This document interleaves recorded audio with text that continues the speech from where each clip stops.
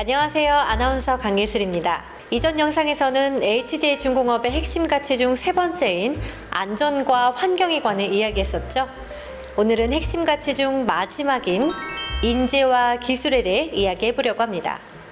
우리 HJ중공업은 기술적으로 복잡하고 고도화된 선박과 해양시설물을 제조하는 조선 부문과 기술의 진보와 혁신이 경쟁력을 좌우하는 건설 부문이 있죠. 게다가 현장에서는 안전과 환경에 대한 책임도 매우 중요하기 때문에 이를 담당하는 인재들의 역할이 상당히 크다고 할 수 있습니다. 그런데 만약 우리가 이 인재들을 확보하지 못하면 어떻게 될까요?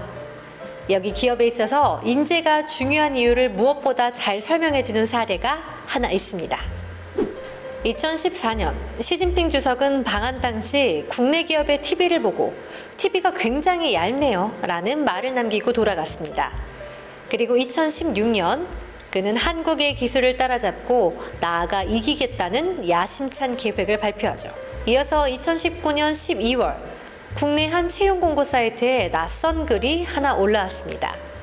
대면적 OLED 관련 전문가라는 상당히 어색한 제목과 함께 해외 취업으로 분류된 누가 봐도 중국에서 올린 듯한 공고였습니다. 중국은 OLED 기술 1위 달성 목표를 선언한 후 가장 먼저 인재 영입을 시작했고 특히 한국인 인재를 영업하는 데 사활을 걸고 있는데요. 심지어 디스플레이 전문가인 국내 대기업 전직 사장이 중국 기업 부회장으로 가기도 했습니다. 한국 기술의 중국 유출이라는 논란 속에 채용 공고는 삭제됐고 해당 부회장도 사직했지만 우리는 왜 중국이 한국 인재를 콕 집어 데려가려는 건지 그 이유를 알 필요가 있겠죠. 중국이 한국 OLED 인재를 이토록 사랑하는 이유는 바로 우리나라의 OLED 기술이 세계 최고이기 때문입니다. 애플이 아이폰 12 화면 전량을 OLED로 채택하면서 1억 대 수량 전부를 한국 기업이 공급했고 대형 OLED까지도 현재 국내 업체가 거의 100%의 시장 점유율을 가지고 있습니다. 그렇다 보니 중국이 한국의 노하우를 그대로 가져가기 위해 인재를 데려가고 있는 거죠.